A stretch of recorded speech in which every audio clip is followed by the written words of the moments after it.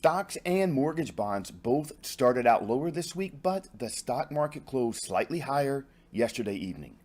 Over the weekend, the Atlanta Fed President Raphael Bostic revealed more about the upcoming rate hike next month in March. So should you lock in your interest rate now or wait?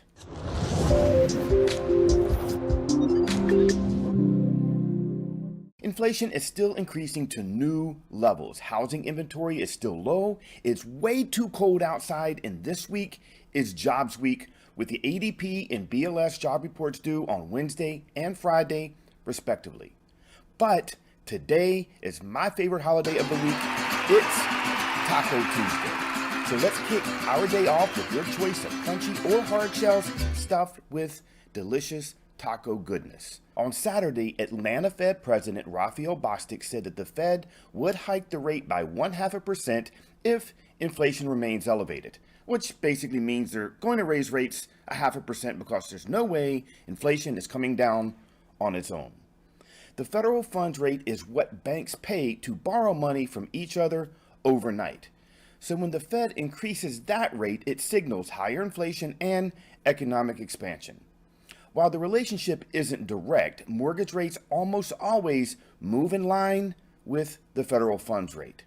So if you are in the market to purchase a new home or refinance an existing one, you should act fast.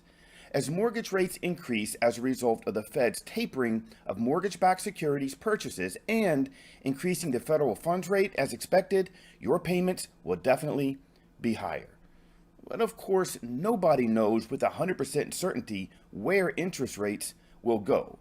But given the current market indicators, forecast predicts rates will rise to possibly above 4% by the end of this year in 2022. The jobs reports due out this week are important to mortgage rates as they have an impact on the mortgage bond markets. The simple rule is that bad employment news is good for rates and vice versa. The BLS, or Bureau of Labor Statistics, jobs report has two surveys. The first is the business survey, and this is where the job creation figure comes from.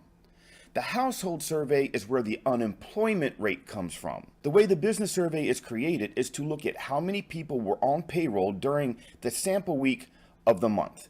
So in this case, this is the week of January 12th. Now, because there were 14 million people who did not show up for work at some point in January, any of those who were not working and were not on paid sick leave may not show as employed. So this could cause the report to be off.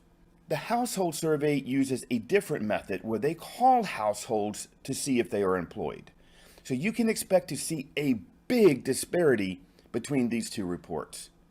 If you or someone you know are looking to purchase or refinance a home, first, make sure to connect with me, and also, it may be a good idea to hold off on locking your rate just for maybe a day or two to see what these jobs reports say. If you have found this information helpful, do me a big favor and subscribe to my channel and click that bell right there to get notified when I post more helpful content just like this, and also share this video with anyone you feel would benefit.